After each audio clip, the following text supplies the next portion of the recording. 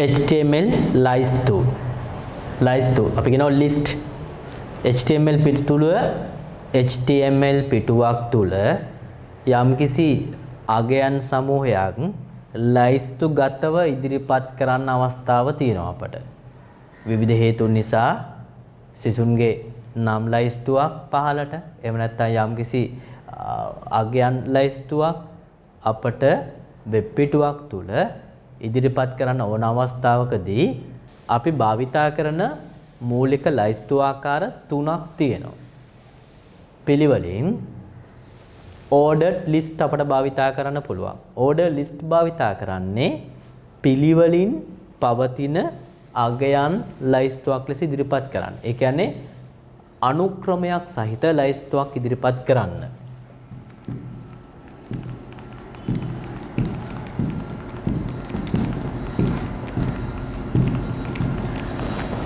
unordered list භාවිතා කරනවා order එකක් නැහැ අනුක්‍රමයක් රහිත අගයන් ලයිස්තුවක් ඉදිරිපත් කිරීම සඳහා. ඒකේ විශේෂතාවය අනුක්‍රමය රහිත ලයිස්තුව.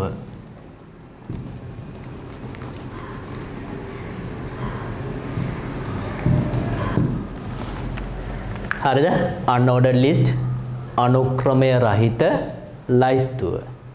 ඔය ලයිස්තු ආකාර දෙකට සාපේක්ෂව තෙවෙනි ආකාරය අපි භාවිතා කරනවා definition list. කිසියම් වූ ප්‍රකාශයක් පැහැදිලි කරන ආකාරයේ ලයිස්තුවක්. යම්කිසි සරල සංකල්පයක් ප්‍රකාශයක් ඉදිරිපත් කරනවා. ඒක යටතේ යම්කිසි පැහැදිලි කිරීමක්.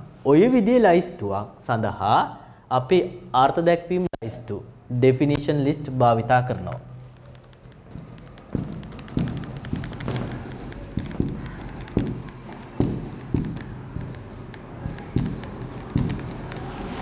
එතකොට මේ ආකෘතිය අපි බලමු HTML පිටු තුල යොදාගන්නේ කොහොමද කියලා එකින් එක order list එක, unordered list එක, definition list එක. right අපි දැන් යමු පළවෙනි මාතෘකාවට මේ කොටසේ. ordered list මාතෘකාව අනුපිළිවෙලක් සහිත ලයිස්තු.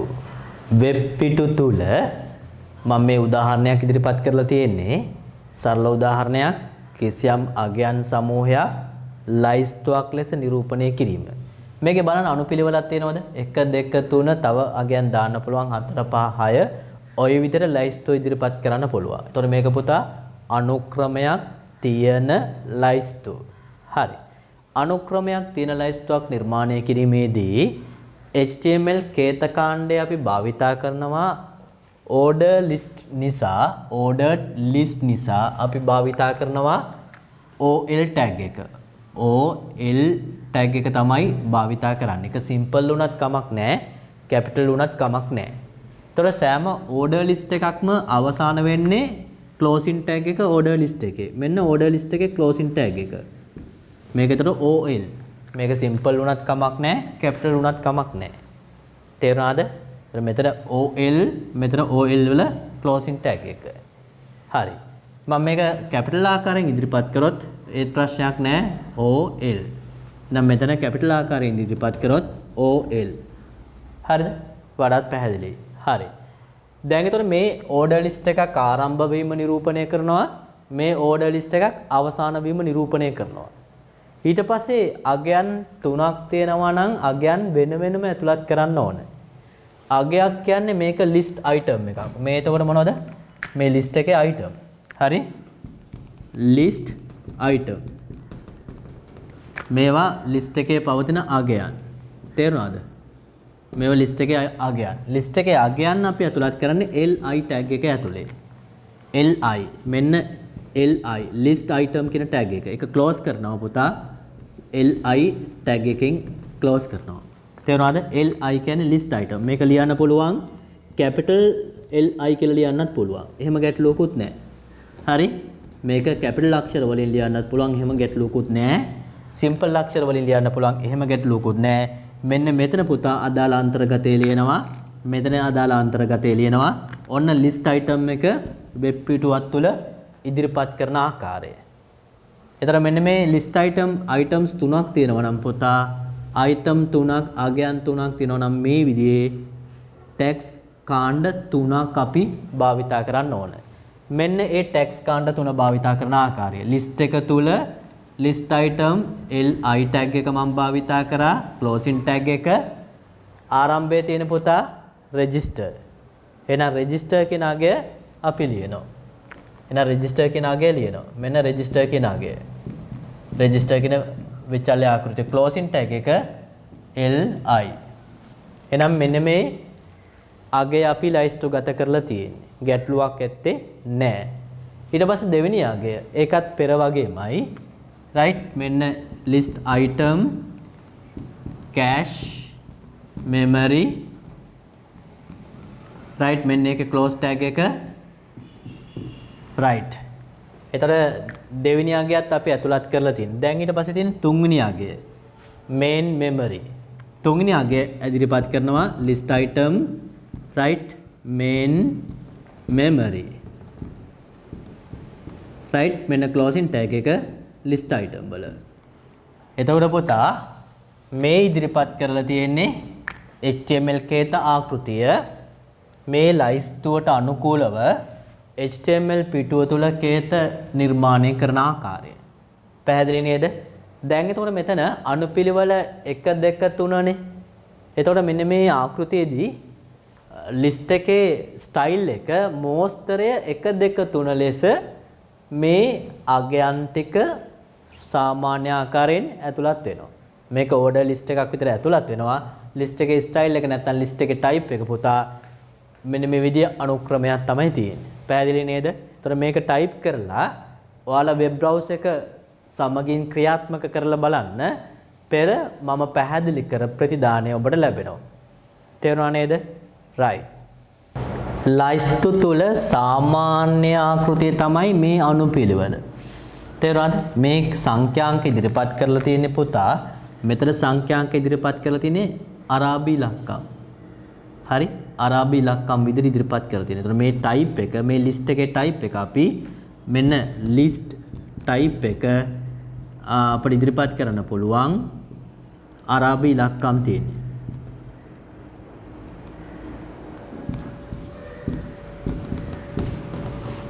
අරාබි ඉලක්කම් ඇරබික් කියලා කියනවා. සාමාන්‍ය ලිස්ට් එකක මේ ඇරබික් නම්බර්ස් වෙනුවට භාවිතා කරන්න පුළුවන් ඒකෙත් ඉංග්‍රීසි අකුරු භාවිතා කරන්න පුළුවන් ඒ වෙනුවට.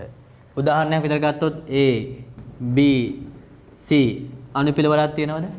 ඔව්. අනුපිළිවෙලක් තියෙනවා. එහෙනම් පුතා මේ මුලින් තිබුණු ඉංග්‍රීසි අක්ෂර වෙනුවට මුලින් තිබුණු ඉලක්කම් වෙනුවට ඉංග්‍රීසි අක්ෂර භාවිතා කරන්න පුළුවන්. හරි. එතකොට ඒක අපි කියනවා capital letter. right. capital අකුරු. කැමති නම් capital අකුරු ඉවත් කරලා පුතා මේ ලිස්ට් එකම simple අක්ෂර වලින් ලයිස්තුගත කරන්න පුළුවන්. තේරුණාද? එතකොට මෙන්න මේ ලිස්ට් එකේ දර්ශනය වෙන්නේ simple අක්ෂරات එක්ක. එහෙනම් ඊළඟ ආකාරයේ simple අක්ෂර. simple letter. තේරුණාද? හරි. ඊට පස්සේ මේ ආකෘති තුනට අමතරව අපිට පුළුවන් ලයිස්තුවක් ඉදිරිපත් කරන්න රෝමන් සංඛ්‍යා වලින්. ඒ කියන්නේ මේ අහන්නකෝ 1 2 3 රෝම සංඛ්‍යා වලින් ඉදිරිපත් කරන්න පුළුවන්. ඒතර ලිස්ට් එකත් අනුපිළිවෙලක් තියෙනවා. හැබැයි ටයිප් එක වෙනස් වෙලා තියෙනවා. අපේ එක රෝම සංඛ්‍යා ආකෘති දෙකක් තියෙනවා. මේක අපි කියනවා large roman කියලා.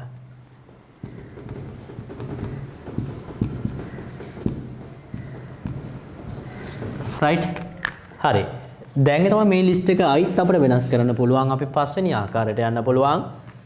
simple රෝම සංඛ්‍යා. මේ තියෙන්නේ simple රෝම සංඛ්‍යා. හරි. මේ විදිහට ඉදිරිපත් කරන්න පුළුවන්. තේරුණාද? එතකොට මේක පස්වෙනි ආකාරය අපි small roman කියලා අපි කියනවා. දැන් එතකොට ලයිස්තුවක් ඉදිරිපත් කරන්න පුළුවන් ආකාර අපි කීයක් දුන්නද පුතේ? list type 5ක් දුන්න. මොනවද 5? ඉලක්කම් වලින් සාමාන්‍ය විදියට දැන් මෙහෙම තියුවොත් සාමාන්‍ය විදියට ගත්තොත් පුතා ඉලක්කම් ඇතුළත් වන ලයිස්තුව. දෙවෙනි ආකෘතිය කැපිටල් ආකෘතිය. සිම්පල් අක්ෂර ආකෘතිය. ඊට පස්සේ විශාල රෝම සංඛ්‍යා large roman. ඒ වගේම කුඩා රෝම සංඛ්‍යා small roman. මේ ආකෘති පහක් තියෙනවා. දැන් ඒතර මේක පුතා ලිස්ට් එකේ ටයිප් එක. ලිස්ට් එකේ ටයිප් එක ඉදිරිපත් කිරීම සඳහා ලිස්ට් ටයිප් ඉදිරිපත් කිරීම සඳහා අපි ටයිප් කියන උපලක්ෂණය භාවිතා කරනවා. කොහෙද? ටයිප් කියන උපලක්ෂණය භාවිතා කරන්න පුළුවන්. ටයිප් කියන උපලක්ෂණයට පුතා මෙන්න මේ අවස්ථා පහ නිරූපණය සඳහා මෙන්න මේ ඩබල් කෝට්ස් තුල අගය භාවිතා කරන්න පුළුවන්. මේක උපලක්ෂණයක් ලෙස තමයි භාවිතා වෙන්නේ. මෙන්න මේක උපලක්ෂණයක්. මේක උපලක්ෂණයක් ලෙස භාවිතා වෙනවා. එතකොට ටයිප් කියන උපලක්ෂණය භාවිතා කරනවා කොහේදීද? ටයිප් කියන උපලක්ෂණය අපිට භාවිතා කරන්න පුළුවන් මේ ටැග් එක ඇතුළේ. උපලක්ෂණ භාවිතා කරන්නේ ආරම්භක ටැග් එක. එහෙනම් මෙන්න පුතා මෙතන ටයිප් කියන උපලක්ෂණය ආවේනිකාගය තමයි ලයිස්තුවක අරාබි ඉලක්කම්. තේරුණාද? ඒතර අපි ටයිප් එක නොදුන්නොත් අනිවාර්යයෙන්ම දැర్శණය වෙන්නේ මේ අරාබි ආකාරයේ. අරාබි ඉලක්කම් වලින් ලයිස්තුව දැర్శණය වෙනවා. අපිට කැපිටල් අක්ෂර වලින් භාවිතා කරන්න අවශ්‍ය නම් ඔබ මෙතෙන්ට දෙන්න ඕන මෙන්න මේ අගය A අගය පමණයි. B කැපිටල් B C ඒව දාලා බෑ. තේරුණාද? එතකොට මෙන්න මේ කැපිටල් A පමණක් ඉදිරිපත් කරනවා. එතකොට තේරුණාද? මෙන්න මේ අපි අලුතෙන් දාපු ආකෘතියක් උපලක්ෂණය ටයිප් එක කැපිටල් A. එතකොට දැర్శණය වෙන්නේ මෙතන මේ ආකෘතිය සිම්පල් මෙතන ආකෘතිය පුතා කැපිටල් A B C අනුබද්ධයෙන්. මෙතන අපි ටයිප් එක A දැම්මොත් වෙන්නේ ලයිස්තුව වෙනස් වෙනවා පුතා.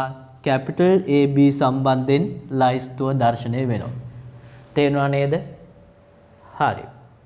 දැන් ඔබට පැහැදිලි මේ ආකෘතිය ගන්නකොට පුතා ටයිප් එක තමයි වෙනස් කරේ. මෙන්න මේ A B C කියන්නේ කැපිටල් අකුරු. දැන් අපි ඊළඟ ආකෘතිය බලමු. දැන් ඒතර මෙන්න මේ ආකෘතියත් ඔබ ඉගෙන ගත්තා. ඊළඟට තුන්වෙනි ආකෘතිය බලමු සිම්පල් ලෙටර්ස් භාවිතය. සිම්පල් ලෙටර්ස් භාවිතයේදී මෙන්න මෙතන ටයිප් එකට අපි අගය ලබා දෙනවා. සිම්පල් ලෙටර්ස් අපි භාවිතා කරන්නේ සිම්පල් A දානවා වෙන අක්ෂර දාන්නේ නෑ පුතා. සිම්පල් A ඩබල් කෝට්ස් තුල තමයි තියන්නේ. එතකොට පුතා මෙතන සිම්පල් A කියන්නේ දැන් ටයිප් එක සිම්පල් අකුරු වලින් වෙනස් වෙනවා. ඒ අනුව මෙතන ලයිස්තුව ප්‍රතිදානය වෙනවා simple A, simple B, simple C ලෙස. එහෙනම් මෙන්න ලැබෙන ප්‍රතිදානය. හරිද? එතකොට මෙන්න මේ HTML කේත කාණ්ඩය අනුව හරිද? මේ HTML කේත කාණ්ඩය අනුව අපට ප්‍රතිදානය ලැබෙනවා ABC සමගින් ලයිස්තුව. තේරුණාද? තුන්වෙනි ආකාරය අපි එතකොට පැහැදිලි කරා. ඊට පස්සේ බලමු large roman කියන සංකල්පය. large roman සංකල්පයේදී පුතා අපි capital I මෙතන දැම්මොත් ඔන්න large roman ඉදිරිපත් කරන සංකේතය. එතකොට පුතා මේ ලයිස්තුව වෙනස් වෙනවා. පෙර ලයිස්තුවම වෙනස් වෙනවා. large roman ආකාරයට මෙන්න large roman ආකාරය right මෙන්න large roman ආකාරය. තේරුණාද? මේ ආකෘතියට large roman ආකාරයෙන් අගය ඉදිරිපත් කිරීමක් තියෙනවා. පැහැදිලිද? ତොර මේ ටයිප් එක වෙනස් වෙනවා. මෙන්න ටයිප් එක වෙනස් කරන්න අපි භාවිතා කරපු ආකෘතිය. දැන් ඒතර ආකාර හතරක් මම පැහැදිලි කරා අවසාන ආකෘතියදී පුතා simple roman භාවිතා කරන්න පුළුවන්. සම වෙන්න small roman භාවිතා කරන්න පුළුවන්. ඒ කියන්නේ simple I ආකෘතිය. එතකොට පුතා මෙතන simple I භාවිතා කරනවා. එතකොට small roman ආකෘතිය භාවිතා කරනවා. එතකොට ඔබට දැర్శණය වෙනවා මේ අන්තර්ගතය ලයිස්තුව තුල අන්තර්ගතය කුඩා රෝම සංඛ්‍යා භාවිතයෙන්. ඒ කියන්නේ simple I, simple right ඒ වගේම මෙන්න මේ ආකෘතියට තමයි දැర్శණය වෙන්නේ. තේරුණාද? එතකොට මේ ආකෘතිය පුතා වෙනස් කරේ කොහමද? ආකෘතිය වෙනස් කරේ list tag එකේ OL ordered list tag එකේ type කියන උපලක්ෂණය භාවිතා කරා. type කියන උපලක්ෂණය භාවිතා කරාම මේ ආකෘතිය වෙනස් කරමින් අපි අවස්ථා පහක් ඉදිරිපත් කරා. මේක අපි එකින් එක notepad එකේ type කරලා බලමු වෙබ් පිටුව තුල කොහොමද අපි ප්‍රතිදානය ලබා ගන්න කියලා. පැහැදිලි නේද?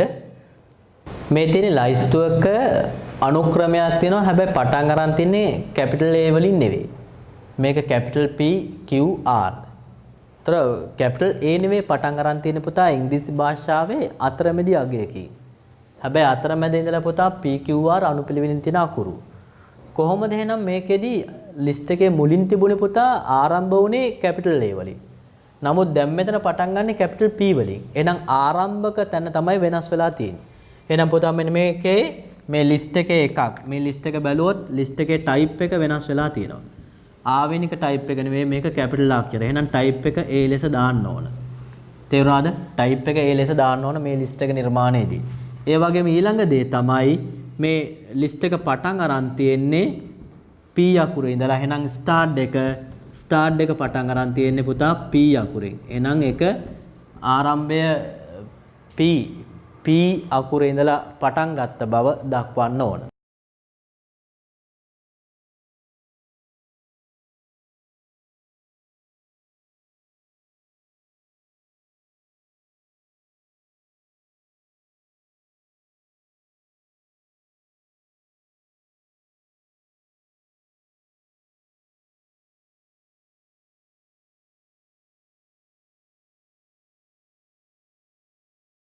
හරි දැන් ඒතකොට මෙන්න මේ ලයිස්ට්ුවේ පටන් ගන්න තියෙන PQR වලින් පැහැදිලිද?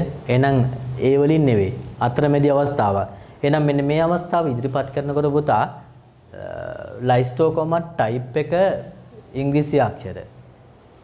ටයිප් එක ඉංග්‍රීසි අක්ෂර නිසා ටයිප් එක අපි භාවිතා කරන්නේ ඒ විදිහට. හැබැයි P අකුර පටන් ගන්නවා කියන්නේ ආරම්භකය වෙනස් වෙලා තිනවා. බලන්න A වල ඉඳලා Z දක්වා අක්ෂර පෙළ ගැස්සුවම P තියෙන කීයටද? P අක්ෂරයේ තියෙන්නේ 16ටනේ. එහෙනම් ආරම්භ වන අගය කීයද මේක? 16. ආරම්භ වන අකුරෙහි පිහිටුම දාන්න 16 කියලා. කොහටද දාන්නේ? ස්ටාර්ට් එකට. පටන් ගන්න ඕන කොහෙන්ද? 16 වෙනි අක්ෂරයේ. එහෙනම් මේ ලයිස්ට්ුවේ පුතා ටයිප් කියන උපලක්ෂණයට පස්සේ අපි පෙළ ගස්සනවා ස්ටාර්ට් කියන උපලක්ෂණයක් ආරම්භ කරන්න ඕන කීවෙනි අක්ෂරයෙන්ද පුතා? 16 වෙනි අක්ෂරයේ. ඒතර ලයිස්ට්ුව දර්ශනය වෙනවා P Q R පිළිවෙලින් 16 17 18 ඉංග්‍රීසි අක්ෂර අනුබද්ධයෙන්. තේරුණාද? તો ඔය විදිහට ලයිස්ට්ුවක ආකෘතිය ටයිප් එක වෙනස් කරන්නත් පුළුවන්, ආරම්භ වන අගය වෙනස් කරන්න පුළුවන්. ඔයාලට අවශ්‍ය නම් ටයිප් එක ස්ටාර්ට් එක ඒ දෙකම OL ටැග් එක තුල අන්තර්ගත කරමින් ලයිස්ට්ුව නිර්මාණය කරන්න පුළුවන්. පැහැදිලි නේද? මේ ආකාරයට පුතා හිතන්නක උදාහරණයක් විදියට 10 ස්ටාර්ට් එක 10 ඇතුළත් වන පරිදි ලයිස්ට්ුව නිර්මාණය කරනවා. ස්ටාර්ට් එක 10 ඇතුළත් වන පරිදි ලයිස්ට්ුවක් නිර්මාණය කරනවා. පැහැදිලි නේද? එහෙනම් මෙතන අපි ටයිප් එක දානවා. එතකොට ඒක ගැටලුවක් නෑ. තේරුණාද? ටයිප් එක දානවා, ඒක ගැටලුවක් නෑ. ඒ වගේම ටයිප් එක 16 ටයිප් එක 10 දැම්මම 10න් පටන් ගන්නවා. ටයිප් එක 10 දැම්මම 10න් පටන් ගන්නවා. එතකොට ආකෘතිය නිවැරදි. පැහැදිලි නේද? ඒතර ටයිප් එක දැම්මම ආරම්භ සංඛ්‍යා වලින් ස්ටාර්ට් එක 10 දැම්මම 10 වෙනි ඉලක්කම ඉඳලා ඉදිරියට පටන් ගන්න. පැහැදිලි නේද? right P මෙතන capital A දැම්මම පටන් ගන්නේ capital A දැම්මම මේ ලිස්ට් එක පටන් ගන්නේ capital A, capital B, capital C. ඒ ආකෘතිය. එහෙනම් capital ආකෘතිය, capital සංකේත, capital අක්ෂර භාවිතයෙන්. හැබැයි ආරම්භක අගය P නිසා අපි භාවිතා කරනවා මෙතන 16. ඒ අනුව capital P වලින් පටන් අරගෙන ලයිස්ට්ුව නිර්මාණය වෙනවා. පැහැදිලි නේද? right මේ තියෙන HTML පිටුව පෙර වගේමයි බොඩි කලාපය තුල අගයන් තුනක් මම පෙළ ගස්සලා තිනවා. මට අවශ්‍ය වෙනවා මේ අගයන් තුන භාවිතා කරලා ලිස්ට් එකක් වෙබ් පිටුවක් මත ඇතුළත් කරන්න. තොර ලිස්ට් එකක් ඇතුළත් කරන්න මූලික වශයෙන් අපි ලිස්ට් එකක් ඇතුළත් කිරීමේදී අපි ඕඩර් ලිස්ට් එකක් ඇතුළත් කිරීම සඳහා OL ටැග් එක භාවිතා කරනවා. සිම්පල් OL හෝ කැපිටල් OL හෝ ඇතුළත් කිරීම ගැටලුවක් වෙන්නේ නැහැ. මේකේ ක්ලෝසින් ටැග් එක /simple OL ඇතුළත් කරනවා. තොර මේක ක්ලෝසින් ටැග් එක, මේක ඕපනින් ටැග් එක. ඒ අතරේ මේ ලයිස්තුහි අගයන් ඇතුළත් කිරීම සඳහා list item tag එක අපි ඇතුළත් කරනවා. එය තුල අදාළ අගය ඇතුළත් කරනවා සෑම list item එකකට පස්සේ එහි closing tag එක එම අගය අනුරූපව පවතින්න ඕන. එහෙනම් දෙවෙනි අගය සඳහා list item tag එක අගය අනතුරුව closing tag එක list item සඳහා. තුන්වෙනි අගය list item opening tag එක අනතුරුව අගය ඉන් පසුව තුන්වෙනි අගය සඳහා closing tag එක. එතකොට දැන් මෙතන මේ list එකක් නිර්මාණය කරලා තියෙනවා ordered list එකක්. මම මෙහි මාතෘකාවකුත් ඇතුළත් කරන්නම් තවත් පැහැදිලි කිරීම සඳහා. ordered list මාතෘකාවක් විදිහට මම ඒ ඇතුළත් කරා. දැන් පිටුව සේව් කරගන්නවා. right. එතකොට list.html ලෙස සේව් කරගත්තේ. එම වෙබ් පිටුව මම සක්‍රිය කරනවා. පවතින පිටුමේ සිට මේ තියෙන වෙබ් පිටුව Google Chrome සමගින් සක්‍රිය කරනවා. එතකොට ඔබට දැర్శණය වෙනවා මේ තියෙන අපි ඇතුළත් කරපු order list එක. මේ තියෙන අදාළ කේත කොටස order list එක. එතකොට මේ order list එකෙහි අපි list එක සඳහා style එකක් අපි type එකක් අර්ථ දක්වලා නැහැ. සාමාන්‍යයෙන් type එකක් අර්ථ දක්වලා නැත්නම් මූලිකව ඇතුළත් වෙන්නේ හින්දු අරාබි ඉලක්කම් සමගින්. මේ තියෙන එතකොට හින්දු අරාබි ඉලක්කම් සමගින් 1 2 3. ඉන් පසුව මේ ලයිස්තුව අවශ්‍ය නම් අපිට වෙනස් කරන්න පුළුවන්. හින්දු අරාබි ඉලක්කම් වෙනුවට capital A, capital B, capital C සඳහා එහෙම වුණොත් මෙතන OL tag එක ඇතුලේ type එක වෙනස් කරන්න වෙනවා. type එක සඳහා capital A අකුර ලබා දුන්නොත් වෙන අක්ෂර ලබා දෙන්න එපා. capital A ලබා දුන්නොත් capital A B C ලෙස ලයිස්තුව මම රීලෝඩ් කරාම ඔබට පැහැදිලි ලයිස්තුව වෙනස් වුණා. 1 2 3 වෙනුවට capital A B C. එතකොට මෙන්න මේ type එක තමයි අපි එතන වෙනස් කරේ. type එක සඳහා simple A අගය දුන්නොත් list එක වෙනස් වෙනවා simple A B C ලෙස. දැන් බලන්න list එක වෙනස් වුණා. type එක සඳහා simple A ලබා දුන්නේ. එතකොට පිළිවෙලින් අගයන් 3 simple A, simple B, simple C ලෙස වෙනස් වෙලා තියෙනවා. හරි. ඊට පස්සේ එතකොට මෙතන මූලික ආකාර තුනක් අපි පැහැදිලි කරා. රෝම ඉලක්කම්, capital අකුරු, simple අකුරු. ඊට පස්සේ අපිට භාවිතා කරන්න පුළුවන් රෝම ඉලක්කම්. රෝම ඉලක්කම් දැක්වීම සඳහා simple I, capital I. capital I භාවිතා කරොත් රෝම ඉලක්කම් ආකෘතියම තමයි ලැබෙන්නේ. හැබැයි capital 1, capital I වගින් 1 2 3. ඒ ආකෘතිය තමයි මෙතනට type එක අනුව දැකෙන්නේ. හැබැයි simple I භාවිතා කරොත් රෝම ඉලක්කම් හැබැයි simple ආකෘතිය, simple අක්ෂර ආකෘතිය තමයි භාවිතා වෙන්නේ list එක නිරූපණය සඳහා. එහෙනම් අපි මෙතන ආකාර පහක් පැහැදිලි කරා. type එකට ගන්න පුළුවන් ආකාර අගයන් පහක් ඔබට පැහැදිලි කරා. මම එය නැවත ඇතුළත් කරොත් right මෙතන type එකට ගන්න පුළුවන් අගයන් ආකාර පහක් right එක ඇතුළත් කරන්න පුළුවන්. එහෙම නැත්නම් එක නැතුව ඇතුළත් කරන්න පුළුවන්.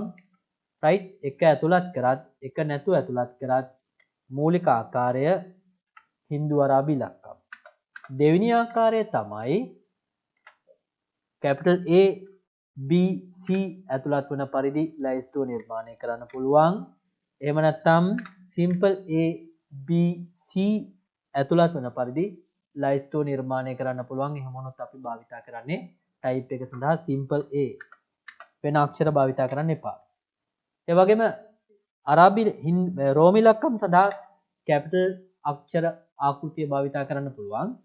capital I දුන්නොත් එහෙම නැත්නම් simple I අක්ෂර ආකෘතිය භාවිතා කරන්න පුළුවන්. simple I දුන්නොත්. එතකොට මෙන්න මේ ආකාර 6 ඔබට මම පැහැදිලි කරලා තියෙනවා. ඉන් අනතුරුව අපට භාවිතා කරන්න පුළුවන් ලිස්ට් එක ආරම්භක අගය. ලිස්ට් එක ආරම්භක අගය ලබා දීමේ හැකියාවක් තියෙනවා. උදාහරණයක් විදිහට මම මේක කැපිටල් A ගන්නවා.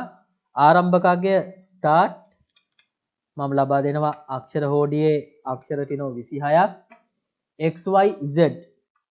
XYZ 23 අගය දුන්නොත් බලන්න පටන් ගන්න කීවෙනි අගයෙන්ද කියලා. එතකොට කැපිටල් A හැබැයි 23 වෙනි අගය. 23 වෙනි අගයේ ඉඳලා 23 24 25.